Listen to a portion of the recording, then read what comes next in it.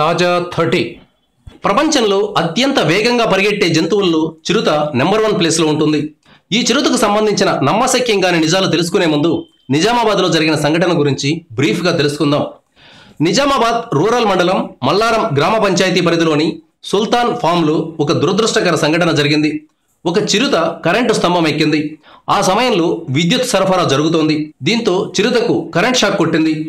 అది స్తంభంపైనే చచ్చిపోయింది. బహుశా స్తంభం మీద ఏదైనా పక్షి కోసం చిరుత ఎక్కి ఉండొచ్చు. అనవసరంగా చిరుత దేని మీదకి ఎక్కదు. ఇక అసలు విషయానికి వద్దాం. చిరుత గంటకు 114 కిలోమీటర్ల వేగంతో ప్రయాణిస్తుంది.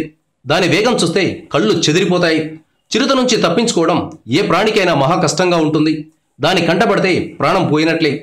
చిరుత గుండె, ఊపిరితిత్తులు చాలా పెద్దగా ఉంటాయి. దీనివల్ల అది వేగంగా పరిగెట్టగలదు.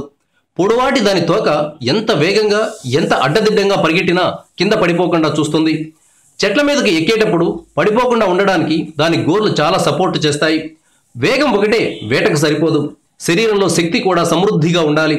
చిరుత తన వేటకు ఎంచుకునే జంతువును చంపగలనా లేదా అని ముందుగానే అంచనా వేసుకుంటుంది. గుడ్డిగా అటాక్ చేయదు. సుమారు 50 కేజీలు ఉండే చిరుత చెట్టుపైన ఉండే చిటారు కొమ్మ దాకా వెళ్ళగలదు. అక్కడి నుంచి తనకంటే 2 రెట్లు ఎక్కువ బరువు ఉండే జంతువు శరీరాన్ని మోసుకొని కిందకు తీసుకువస్తుంది. అంటే 150 కేజీల బరువును సులభంగా మోస్తుంది. ఇన్ని ప్రత్యేకతలున్న చిరుత పాపం కరెంటు స్తంభం ఎక్కి ప్రాణాలు పోగొట్టుకుంది. Thank you viewers. ఈ వీడియో మీకు నచ్చితే లైక్ బటన్ టచ్ చేయండి. తాజా 30 ఛానల్కు సబ్స్క్రైబ్ చేయండి. మీ మిత్రులకు షేర్ చేయండి.